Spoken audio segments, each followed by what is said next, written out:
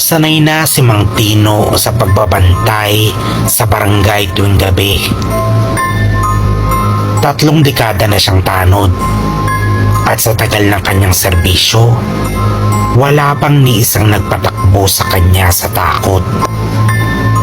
Kahit mga lasing, magnanakaw, o kahit anong istoryang kababalaghan na naririnig niya mula sa matatanda sa lugar nila.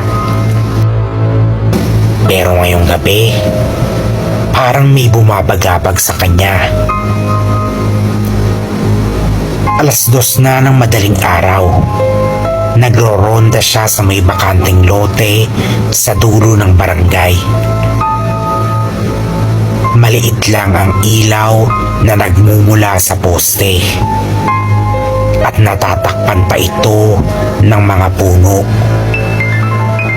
Tahimik ang paligid, maliban sa marahang huni ng kuliglig at malayong alulong ng aso. Napahinto siya nang may mapansin sa gilid ng daan.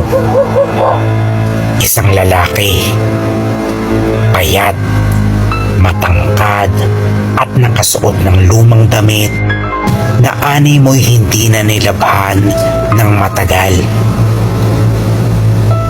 Hindi ito gumagalaw. Nakatayo lang sa tabi ng puno. "Boss, ayos ka lang?" tanong niya. Pero wala itong sagot. "Hoy, anong ginagawa mo dyan? Delikado dito sa oras na to." Lumapit siya. Itinaas ang flashlight para makita ng malinaw ang lalaki.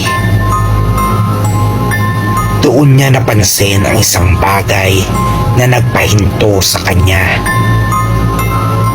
Baliktad ang mga paa nito.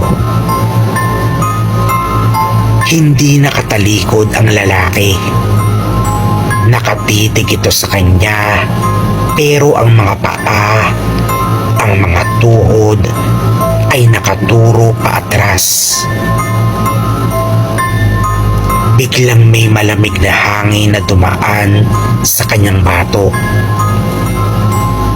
Tumingin ang lalaki sa kanya at ngumiti. Isang pilit at hindi natural na ngiti na parang hindi alam kung paano ito dapat gawin. "Anong oras na?" tanong ng lalaki sa isang tinig na parang gutay-gutay. Napaatras si Mang Tino. Hindi niya alam kung tatakbo ba siya o magsisisigaw. Pero bago pa siya makagalaw, humakbang ito paatras nang hindi tumatalikod. Parang dumudulas lang sa hangin. Mas bumibilis. At bago pa niya ito namalayan, nasa harapan na niya pala ito. Nakangiti, nakatitig sa kanyang mukha. Mula noon, wala nang naglakas loob na magronda sa lugar na yun pagsapit ng hating gabi.